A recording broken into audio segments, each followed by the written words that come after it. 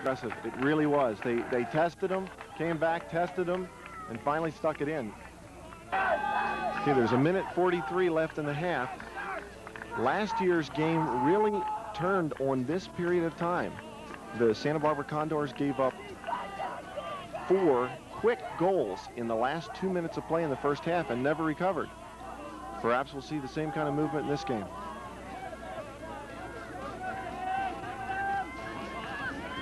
There's again that longer stretching pass than we normally see from them. And we're seeing, as Frank Bono to Louis, they really keep control of that disc, some of those older players. We have a drop disc actually as a foul there to get to check the disc. I'm impressed with the facility of the Glassboro offense. I mean, they're really using the field. They changed the sideline, used a crossing pass.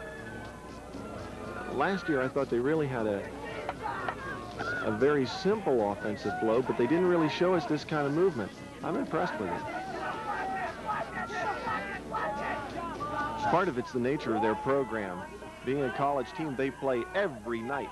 If you're into it, you come down to the center campus and play. Too long.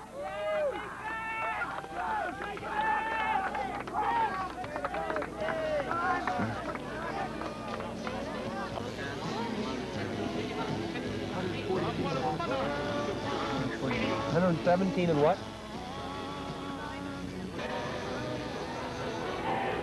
We have 50 seconds left until halftime. That's plenty of time for a score. The crowd is eagerly awaiting the halftime. I think there is a basketball demonstration scheduled. Okay, Boston takes control here with 50 seconds left. That's plenty of time to keep it controlled and move it down the field. But actually, this kind of defense does eat up a lot of time in that offensive movement. So we're going to have to be fairly deliberate and keep it moving down the field.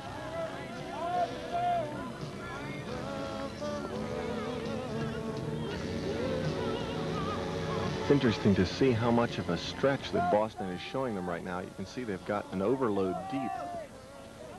I can't think that they're going to immediately go long. I'm anticipating that they'll try 1 or 2 penetrating passes and then bounce over top at about 3/4 length. Although they've got them on the run up front, they may be able to just drive it in with the short game. A loose pass.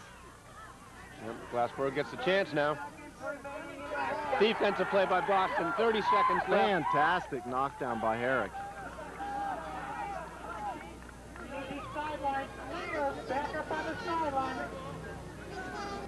See, they're trying to force that throw into the middle, but they worked it around anyway. Nice catch by Steve McCarr on the sidelines.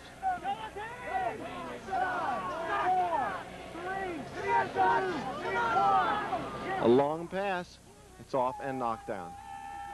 And that's the halftime. With Glassboro ahead 8-7, that was a good half of play. It's been a close game all the way along. Glassboro certainly has kept possession of the disc longer, however. They've had 142 passes with only 9 turnovers. Boston's seen 117 with 11 turnovers. I really think it's shaping up to be a very interesting second half because Boston certainly has found at least a partial answer to the defense of the Glassboro team, but it'll be interesting to see if at halftime Glassboro is able to make any kind of adjustment that can shut that down. And we'll be back. And we'll be back at the end of the halftime.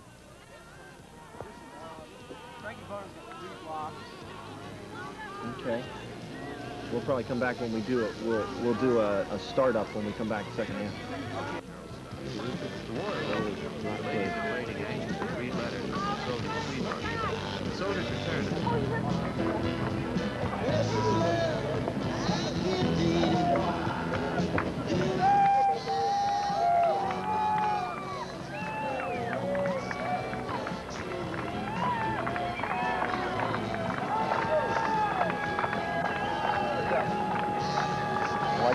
I like your article.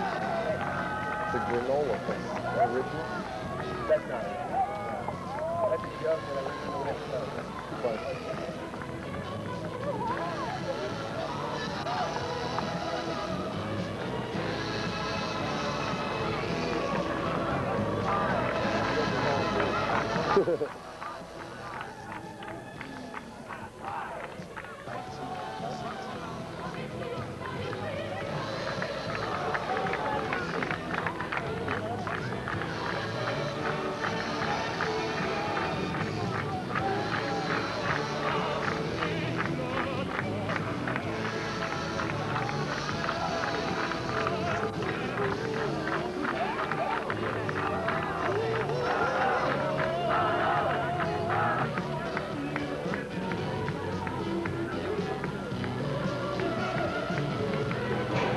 have the double guarding conversation? Yes. What'd they say? Give the warning. You throw a pass, and the warning hasn't cleared itself, and it's not complete. Comes right back.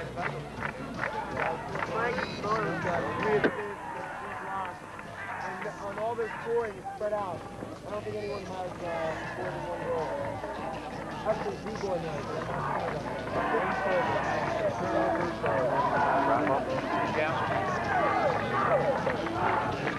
Okay, we're about to see the beginning of the second half here with Glassboro ahead 8-7.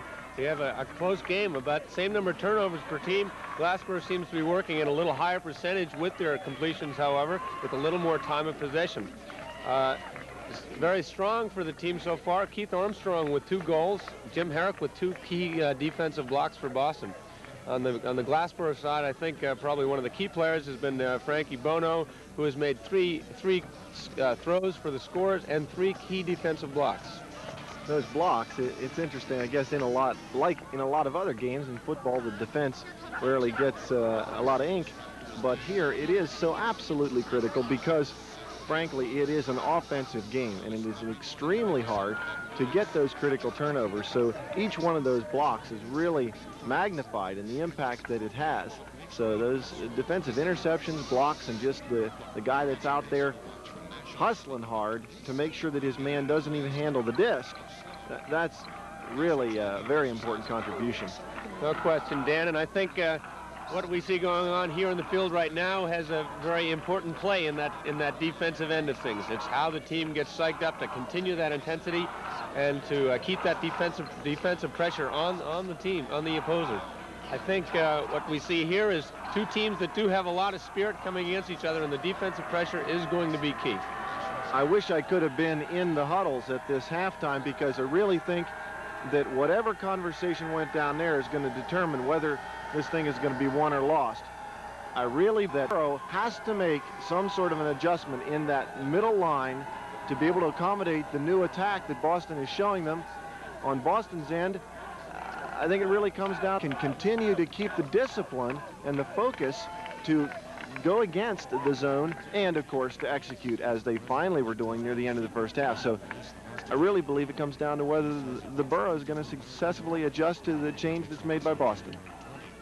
That, as well as we have to continue from Boston, we're going to have to see a little fewer turnovers at the beginning of the game. They were tight. If they come out in the beginning of the second half with a good deliberate offense and without any unforced turnovers, I think we're going to be able to see them keep control and accomplish what they were doing at the end of the first half.